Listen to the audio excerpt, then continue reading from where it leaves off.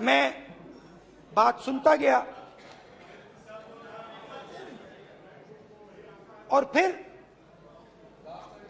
मेरे पास एक किसान आया और किसान ने हाथ में रुई पकड़ी हुई थी और उसने मुझे कहा, अध्यक्ष महोदय,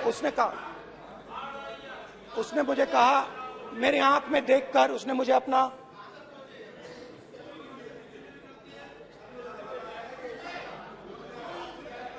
वो रुई का बंडल दिया और उसने कहा, राहुल जी, यही बचा है मेरे खेत का यही बचा है और कुछ बचा नहीं है। मैंने उससे जो मैं नॉर्मली सवाल पूछता था, भैया आपको बीमा का पैसा मिला, वो पूछा, बीमा का पैसा मिला, वो पूछा,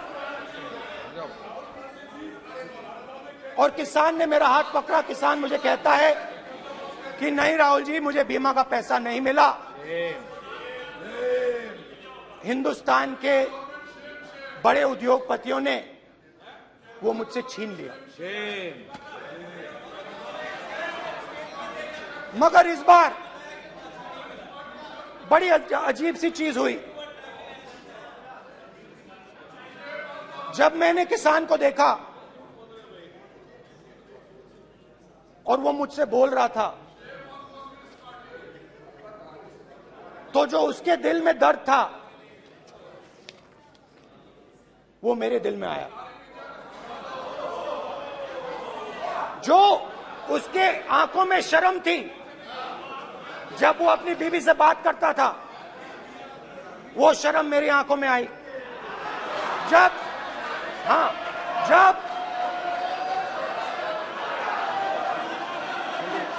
जब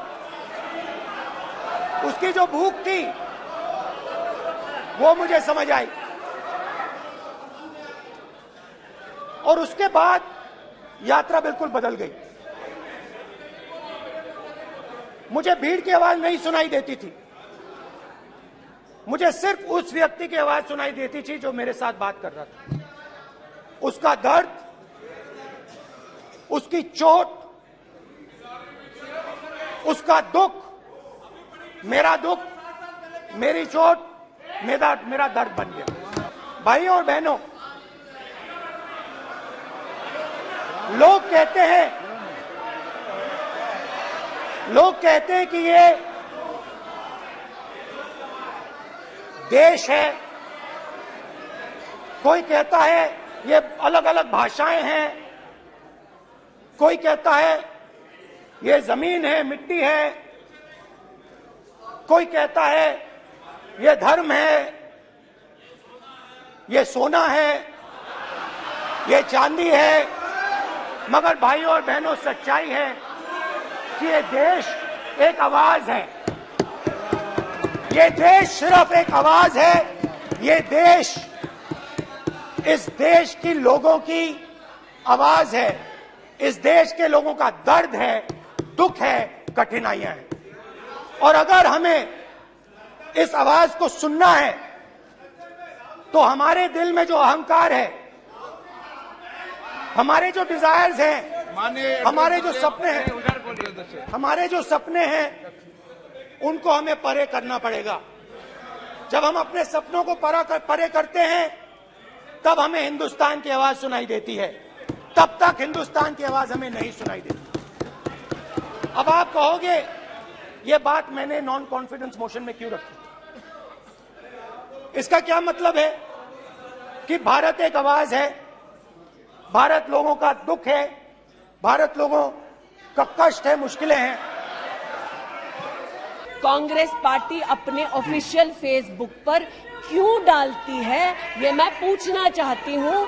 जो जानबूझकर भारत के किसानों के हितों के खिलाफ बोलते हैं, उनका वक्तव्य ट्राई कॉन्टिनेंटल पब्लिकेशन वालों का जो सीनियर फेलो या रिसर्चर है, उसका वक्तव्य कांग्रेस, नेशनल कांग्रेस के फेसबुक पर 19 अप्रैल 2019 को क्यों पब्लिश होता है, ये थोड़ा बहुत शोध का विषय है, ये थोड़ा बहुत चर्चा का विषय है। जी। आज मैं ये कहना चाहती हूं कि जब प्रस्तावना हुई, मैं तो प्रस्तावना के विरुद्ध खड़ी हूं। मैं नरेंद्र मोदी जी के नेतृत्व पर राष्ट्र के सभी नागरिकों के साथ पुनः विश्वास दर्शाते हुए अपना वक्तव्य देती हूं। लेकिन राहुल जी ने किस पर विश्वास जताया? राहुल जी ने विश्वास जताया मुस्लिम लीग पर। कहा सेक्युलर पार्टी है। शायद राहुल जी ने ना पढ़ा हो कि 80 के दशक में मुरादाबाद में 83 लोगों को मारने वाली मुस्लिम लीग, राहुल जी को बताना पड़ेगा सेक्युलर कैसे हुई। राहुल जी को आज जवाब देना होगा कि वो राष्ट्रभक्ति की बात करते हैं तो क्या जेएनयू में जाकर जब भारत तेरे टुकड़े होंगे का नारा दे रहे थे वो राहुल गांधी की देशभक्ति थी? राहुल गांधी को आज जवाब देना होगा, है तो नहीं, उनको आज जवाब देना होगा। जिस अफजल गुरु ने इस संसद पर हमला किया, उस अफजल गुरु के संरक्षक समर्थक को कांग्रेस पार्टी ने अपने पार्टी का नेता बना दिया, जिसने कहा यह राहुल गांधी की देशभक्ति है। राहुल गांधी की देशभक्ति आज बताती हूं। इन्होंने, घबराइए मत, आप ही की नेता बोलकर गए हैं, घबरा क्यों रहे हैं? बैठिए, आराम से बोल रही हूँ। जरा संक्षेप कीजिए। मैं पुनः बोलना चाहती हूँ, अध्यक्ष महोदय, बहुत सारे व्यवधान आए। अब राहुल जी की बात चली है तो कृपा थोड़ी सी कर दीजिए। दोबारा कहती हूँ, क्या बोले हैं और क्या बाहर बोले हैं। देश के बाहर गए तो कहा आइडियाज ऑफ इंडिया कॉन्क्लेव में that there is going to be a Mars upsurge. India has massive amount of polarization. ये राहुल गांधी के शब्द हैं। इसका मतलब राहुल गांधी ने विदेश में जाकर कहा Why all this hooligan? कर देखेंगे, कर देखेंगे, कर देखेंगे। बात नहीं करेंगे सर, प्रधानमंत्री की बात नहीं करेंगे सर। ऐसे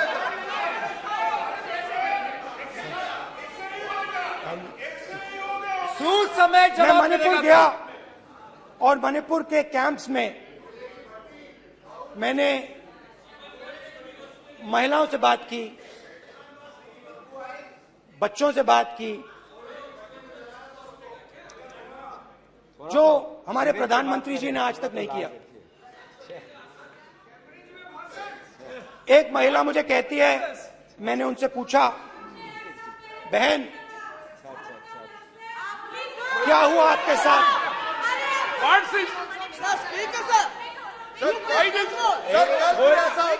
एक एक मंत्री बोल रहे, कल आप बोले, एक एक मंत्री खड़े होके बोल रहे, एक एक मंत्री खड़े होके ऐसे कर रहे,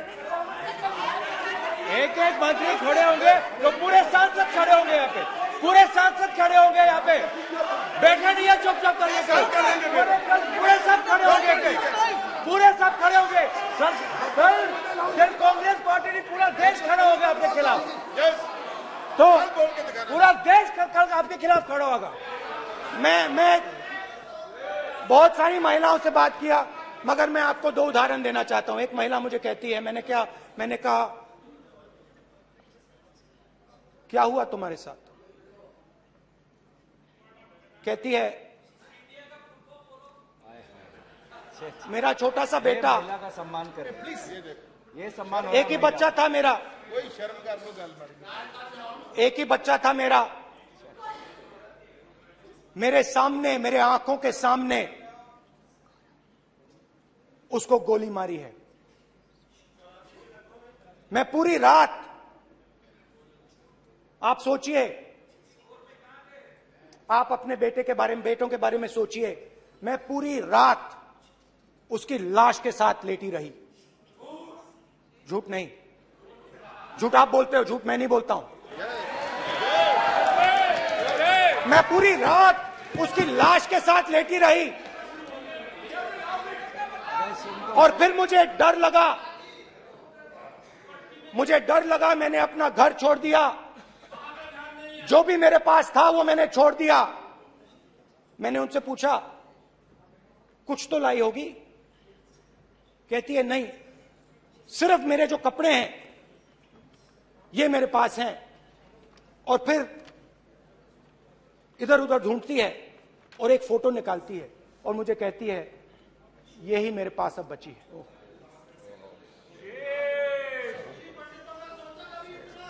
एक और उदाहरण, दूसरे कैंप में मैं एक महिला मेरे सामने आती है, मैं उससे पूछता हूं तुम्हारे साथ क्या हुआ, क्या हुआ तुम्हारे साथ? और जैसे ही मैंने ये सवाल पूछा,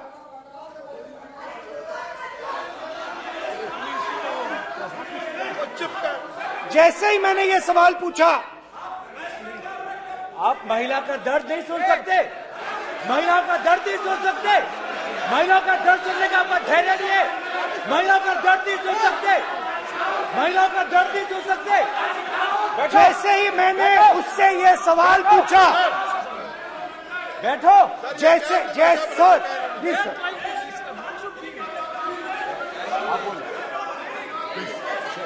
शर्म करिए, शर्म करिए। जैसे ही मैंने उससे सवाल पूछा तुम्हारे साथ क्या हुआ, शर्म नहीं है तेरे को? वैसे ही एक सेकंड में वो कांपने लगी। उसने अपने दिमाग में वो दृश्य देखा और वो बेहोश हो गई, मेरे सामने कांपती हुई बेहोश हो गई।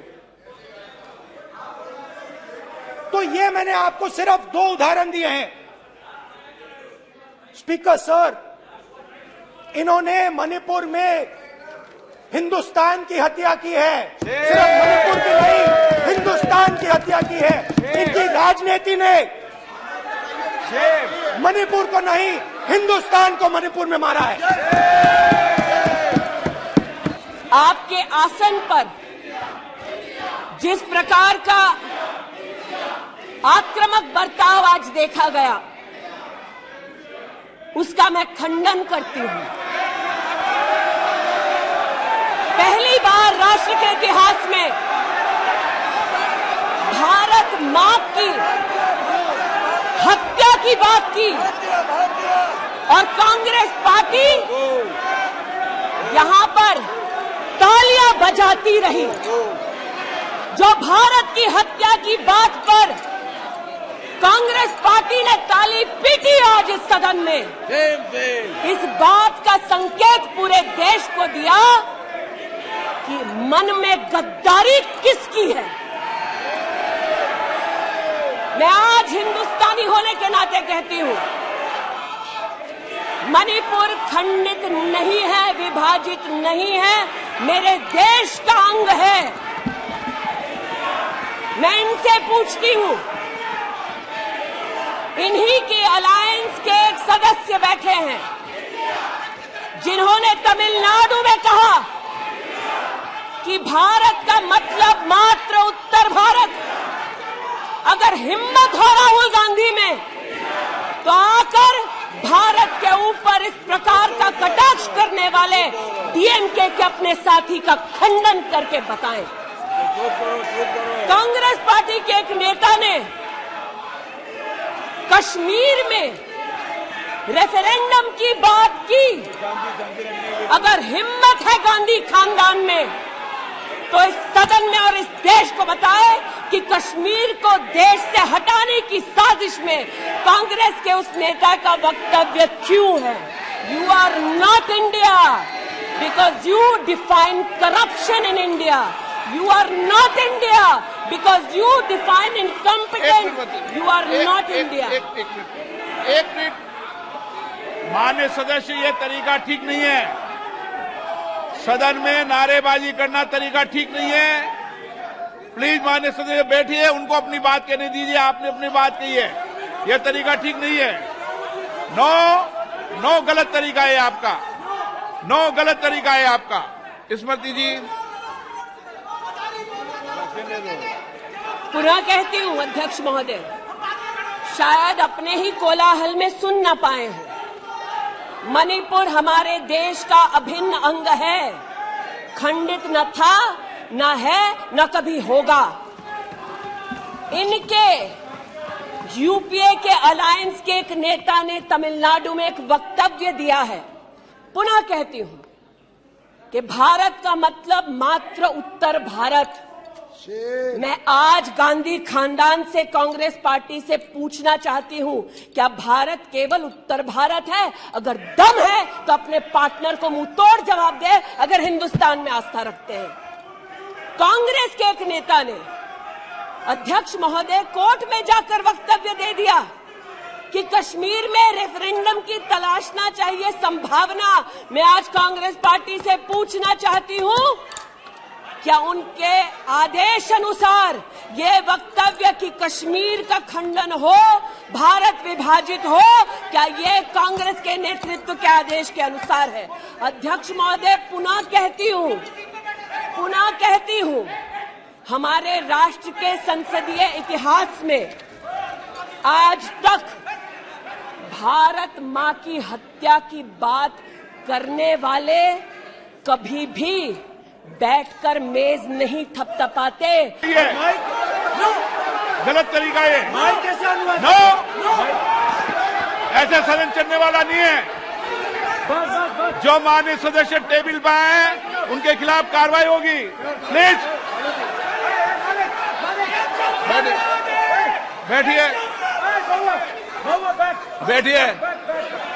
बैठिए, आप भी बैठिए। माननीय मंत्री जी, प्लीज बैठिए। भारत माता, प्लीज बैठिए। भारत माता, प्लीज बैठिए। Please brother. मैं बहुत शांति से सुन रहा हूं। इसका तरीका ये नहीं है उचित हो कि आप टेबल पर आए। नहीं, गलत तरीका ये। आप जैसे मैंने माननीय sir, please. Please brother, please भैया पानी ले। जैसे मैंने भाषण के शुरुआत में बोला, भारत एक आवाज है।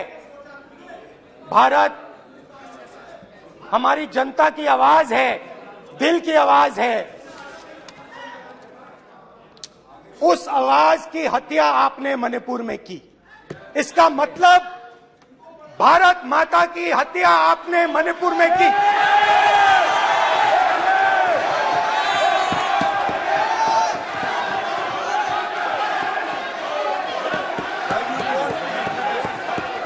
भारत माता को आपने मणिपुर के लोगों के मारा। आपने मणिपुर के लोगों को मारकर भारत की हत्या की है। आप देश द्रोही हो, आप देशभक्त नहीं हो, आप देश प्रेमी नहीं हो। आप बोल रहे हैं फिर। आप भारत माता के रखवाले नहीं हो, आप भारत माता के हत्यारे हो। प्लीज माननीय सदस्य, प्लीज माननीय सदस्य, प्लीज।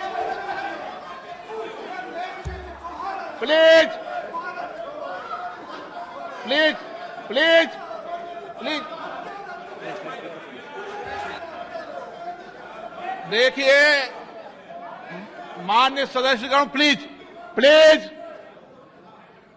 माननीय सदस्यगण, भारत मां हमारी मां है। हमें सदन में बोलते समय संयम बरतना चाहिए। मेरा अपनी मां की हत्या की बात कर रहा हूं। मैं मणिपुर में अपनी मां की हत्या की बात कर रहा हूं। मैं आदर से बोल रहा हूं।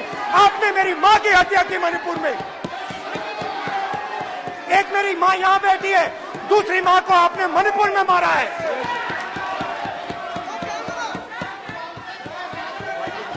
और हर रोज जब तक आप हिंसा को बंद नहीं करोगे, तब तक आप मेरी मां की हत्या कर रहे हो। हिंदुस्तान की सेना मणिपुर में एक दिन में शांति ला सकती है। हिंदुस्तान की सेना का प्रयोग नहीं कर रहे हो, क्योंकि आप हिंदुस्तान को मणिपुर में मारना चाहते हो।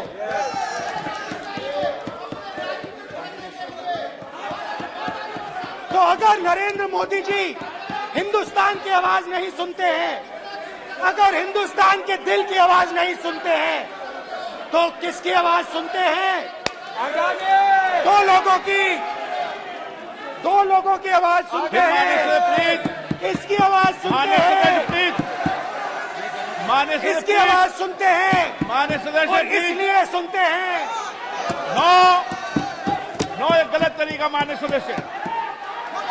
देख लीजिए अडानी जी के लिए मोदी जी ने क्या काम किया है। देख लीजिए ये पहले आप क्वेश्चन नहीं आए, गलत तरीका आपका। माननीय सदस्य आपका गलत तरीका है। आप सीनियर सदस्य हैं, आप इस तरीके का व्यवहार सदन में मत करिए। आप बात करिए, लेकिन इस तरीके से क्वेश्चन लाना ये उचित नहीं है किसी तरीके से। रावण दो लोगों की सुनता था, रावण दो लोगों की सुनता था, मेघनाथ और कुंभकर्ण। वैसे ही नरेंद्र मोदी दो लोगों की सुनते हैं, अमित शाह और अडानी। भाई और बहनों,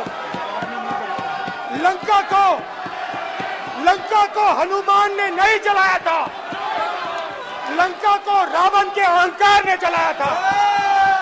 प्लीज माननीय सदस्य आप संयमित बोले। आप ये सदन है, आप तरीके से बोलिए। माननीय राम ने रावण को नहीं मारा था, रावण के अहंकार ने रावण को मारा था। आप पूरे देश में केरोसिन फेंक रहे हो, पूरे देश में आप केरोसिन फेंक रहे हो। आपने मणिपुर में केरोसिन फेंकी और फिर चिंगारी लगा दी। अब आप हरियाणा में कर रहे हो, पूरे देश को आप जलाने में लगे हो। आप पूरे देश में भारत माता की हत्या कर रहे हो। धन्यवाद स्पीकर।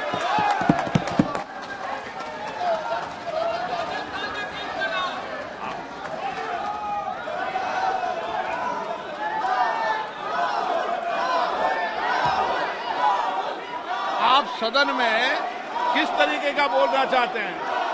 ये सदन है माननीय सदस्य, संसद है। प्लीज बैठिए, प्लीज बैठिए। छत्तीसगढ़ में कांग्रेस पार्टी ने अडानी को काम आदिवासियों ने मना किया, फिर भी क्यों दिया? अब इसमें बेटा कितना सेट होगा, दामाद को कितना भेंट होगा, हम क्या जाने। लेकिन आज अरे दामाद का मामला है, बैठ जा भाई।